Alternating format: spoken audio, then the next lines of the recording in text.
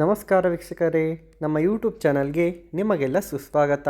ಪೊಂಗಲ್ ಹಬ್ಬ ಮತ್ತು ಇದರ ಅರ್ಥ ಹಾಗೇನೆ ಮಹತ್ವ, ಇದನ್ನು ಸಾಮಾನ್ಯವಾಗಿ ತಮಿಳುನಾಡಿನಲ್ಲಿ ಏಕೆ ಆಚರಿಸುತ್ತಾರೆ ಎಂದು ಈ ವಿಡಿಯೋದಲ್ಲಿ ತಿಳಿದುಕೊಳ್ಳೋಣ. ಅದಕ್ಕೂ ಮೊದಲು ನಮ್ಮ ಯೂಟ್ಯೂಬ್ ಚಾನಲನ್ನು ಸಬ್ಸ್ಕ್ರೈಬ್ ಮಾಡಿಕೊಳ್ಳಿ. ಹಾಗೆಯೇ ಪಕ್ಕದಲ್ಲಿ ಕಾಣುತ್ತಿರುವ ಬೆಲ್ಲೈಕನನ್ನು ಕ್ಲಿಕ್ ಮಾಡಿ. ಸೂರ್ಯನು ಉತ್ತರ ದಿಕ್ಕಿಗೆ ಚಲಿಸಲು ಪ್ರಾರಂಭಿಸುವ ದಿನವನ್ನು ಪೊಂಗಲ್ ಎಂದು ಆಚರಿಸುತ್ತಾರೆ. ತಮಿಳುನಾಡಿನಲ್ಲಿ ಈ ಹಬ್ಬವನ್ನು ಪೊಂಗಲ್ ಅಥವಾ ತೈ ಪೊಂಗಲ್ ಎಂದು ಕರೆಯಲಾಗುತ್ತದೆ.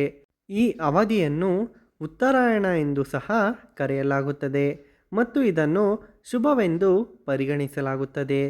ಪೊಂಗಲ್ ಒಟ್ಟು 4 ದಿನಗಳ ಹಬ್ಬವಾಗಿರುತ್ತದೆ. ಮೊದಲನೆಯ ದಿನವಾಗಿ ಭೋಗಿಯನ್ನು ಮಾರ್ಗಳಿ ಮಾಸದ ಕೊನೆಯ ದಿನದಂದು ಆಚರಿಸಲಾಗುತ್ತದೆ. ಈ ದಿನದಂದು ಜನರು ತಮ್ಮ ಮನೆಗಳಲ್ಲಿ ಅಲಂಕಾರವನ್ನು ತುಂಬ ವಿಶೇಷವಾಗಿ ಮಾಡುತ್ತಾರೆ.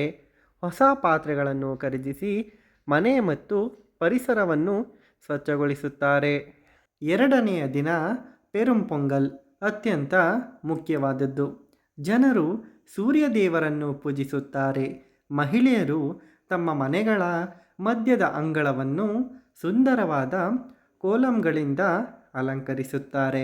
ಇದನ್ನು ಅಕ್ಕಿ ಹಿಟ್ಟಿನಿಂದ ಮತ್ತು ಕೆಂಪು ಜೇಡಿಮಣ್ಣಿನಿಂದ ಅಲಂಕರಿಸಲಾಗುತ್ತದೆ. ಪೊಂಗಲ್ ಪಾಯಸವನ್ನು ಮುಂಜಾನೆ ಸೂರ್ಯೋದಯದ ಸಮಯದಲ್ಲಿ ನಿಖರವಾಗಿ ಹೊಸ ಮಾಸ ಹುಟ್ಟಿದ ಕ್ಷಣದಲ್ಲಿ ಬೇಯಿಸಲಾಗುತ್ತದೆ. ಮೂರನೆಯ ದಿನ ಮಾಟ್ಟು ಪೊಂಗಲ್. ಇದನ್ನು ರೈತರಿಗೆ ವಿವಿಧ ರೀತಿಯಲ್ಲಿ ಸಹಾಯ ಮಾಡುವ ದನಗಳನ್ನು ವೈಭವೀಕರಿಸಲು ಆಚರಿಸಲಾಗುತ್ತದೆ. ಈ ದಿನದಂದು ಹಸುಗಳನ್ನು ಸ್ನಾನ ಮಾಡಿಸಿ ಅವುಗಳಿಗೆ ಸಿಂಧೂರ ಮತ್ತು ಹೂಮಾಲೆಗಳಿಂದ ಅಲಂಕರಿಸುತ್ತಾರೆ ಮತ್ತು ಹಸು ಮತ್ತು ಕರುಗಳಿಗೆ ಆಹಾರವನ್ನು ನೀಡಲಾಗುತ್ತದೆ. ಕೊನೆಯ ದಿನ ಕಾನುಂ ಪೊಂಗಲ್. ಕುಟುಂಬಗಳು ನದಿ ದಂಡೆಯಲ್ಲಿ ಒಟ್ಟುಗೂಡುತ್ತದೆ ಮತ್ತು ಭರ್ಜರಿ ಭೋಜನ ಮಾಡುತ್ತದೆ. ಹಬ್ಬದ ಒಂದು ಭಾಗವಾಗಿ ಇದು ಹೊರಹೊಮ್ಮುತ್ತದೆ. ಕುಮ್ಮಿ ಮತ್ತು ಕೋಲಾಟದಂತಹ ಕೆಲವು ಸಾಂಪ್ರದಾಯಿಕ ನೃತ್ಯಗಳಿಗೂ ಇದು ಸಮಯವಾಗಿದೆ. ಮಹಿಳೆಯರು ತಮ್ಮ ಸಹೋದರರ ಯೋಗಕ್ಷೇಮಕ್ಕಾಗಿ ವಿಶೇಷ ಪ್ರಾರ್ಥನೆಗಳನ್ನು ದೇವರಲ್ಲಿ ಸಲ್ಲಿಸುತ್ತಾರೆ. ತಮಿಳುನಾಡಿನಲ್ಲಿ ಪೊಂಗಲ್ ಹಬ್ಬವು ಹೊಸ ವರುಷದಂತೆ ಆರಂಭಿಸಲಾಗುತ್ತದೆ. ಆ ದಿನದಂದು ಹೊಸದಾಗಿ ಕೊಯ್ಲು ಮಾಡಿದ ಧಾನ್ಯಗಳನ್ನು ಮೊದಲ ಬಾರಿಗೆ ಬೇಯಿಸಲಾಗುತ್ತದೆ. ಪ್ರತಿ ಮನೆಯಲ್ಲಿಯೂ ಸಂತೋಷದ ಹಬ್ಬಗಳು ಆಚರಣೆಯನ್ನು ಗುರುತಿಸುತ್ತದೆ. ಬಡವರಿಗೆ ಆಹಾರ ಮತ್ತು ಬಟ್ಟೆಗಳನ್ನು ನೀಡಲಾಗುತ್ತದೆ.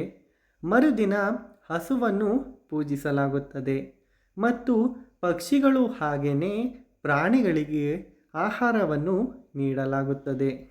ಪೊಂಗಲ್ ಎಂದರೆ ತುಂಬಿ ಹರಿಯುವುದು. ಮಾನವ ಕುಲದ ಪ್ರಕೃತಿ, ಪ್ರಾಣಿ ಮತ್ತು ಪ್ರಕೃತಿಯ ಮೇಲಿನ ಪ್ರೀತಿ ಉಕ್ಕಿ ಹರಿಯುವ ಸಮಯ. ಅದುವೇ ಪೊಂಗಲ್.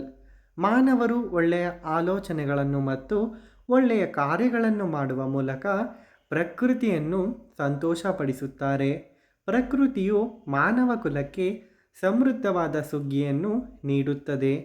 ಸಾರ್ವತ್ರಿಕ ಮನಸ್ಸು ಮತ್ತು ವೈಯಕ್ತಿಕ ಮನಸ್ಸು ಉಕ್ಕು ಹರಿಯುವಾಗ ಪೊಂಗಲ್ ಎಂದರೆ ಅದನ್ನು ಸಂಕೇತಿಸುತ್ತದೆ.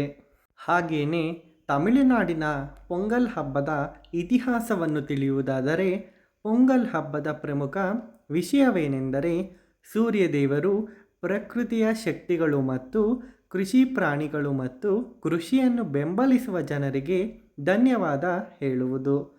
ವೀರರಾಘವ ಸ್ವಾಮಿ ದೇವಾಲಯದಲ್ಲಿ ಕಂಡುಬರುವ ಒಂದು ಶಾಸನದಲ್ಲಿ ಈ ಹಬ್ಬವನ್ನು ಉಲ್ಲೇಖಿಸಲಾಗಿದೆ. ಚೋಳ ರಾಜ ಕುಲೋತ್ತುಂಗರವರಿಗೆ ಕಾರಣವೆಂದು ಹೇಳಲಾದ ಈ ಶಾಸನವು ವಾರ್ಷಿಕ ಪೊಂಗಲ್ ಹಬ್ಬವನ್ನು ಆಚರಿಸಲು ದೇವಾಲಯಕ್ಕೆ ಭೂಮಿಯನ್ನು ನೀಡಿದ ಬಗ್ಗೆ ವಿವರಿಸುತ್ತದೆ. ಚೋಳ ಮತ್ತು ವಿಜಯನಗರ ಅವಧಿಯ ದೇವಾಲಯ ಶಾಸನಗಳು ಮಸಾಲೆಗಳಲ್ಲಿ ವ್ಯತ್ಯಾಸಗಳು ಮತ್ತು ಪದಾರ್ಥಗಳ ಸಾಪೇಕ್ಷ ಪ್ರಮಾಣದಲ್ಲಿ ಆಧುನಿಕ ಯುಗದ ಪೊಂಗಲ್ ಪಾಕವಿಧಾನಗಳಿಗೆ ಹೋಲುವ ಪಾಕವಿಧಾನಗಳನ್ನು ವಿವರಿಸುತ್ತವೆ. ಪೂನಕಂ ಪೂಂಕಲ್ ಮತ್ತು ಅದರ ಪೂರ್ವ ಪ್ರತ್ಯಯ ರೂಪಾಂತರಗಳು ಹಬ್ಬದ ಪೊಂಗಲ್ ಖಾದ್ಯವನ್ನು ಪ್ರಸಾದವೆಂದು ಸೂಚಿಸಬಹುದು. ನೋಡಿದಿರಲ್ಲ ವೀಕ್ಷಕರೇ, ತಮಿಳುನಾಡಿನಲ್ಲಿ ಆಚರಿಸುವ ಪೊಂಗಲ್ ಹಬ್ಬದ ಕುರಿತು ಮಾಹಿತಿ. ಈ ವಿಡಿಯೋ ಇಷ್ಟವಾದಲ್ಲಿ ನಮ್ಮ ಯೂಟ್ಯೂಬ್ ಚಾನಲನ್ನು ಸಬ್ಸ್ಕ್ರೈಬ್ ಮಾಡಿಕೊಳ್ಳಿ. ಹಾಗೆಯೇ ಪಕ್ಕದಲ್ಲಿ ಕಾಣುತ್ತಿರುವ ಬೆಲ್ ಐಕಾನ್ ಕ್ಲಿಕ್ ಮಾಡಿ. ಈ ವಿಡಿಯೋ ನೋಡಿದ್ದಕ್ಕಾಗಿ ಧನ್ಯವಾದಗಳು. Thanks for watching.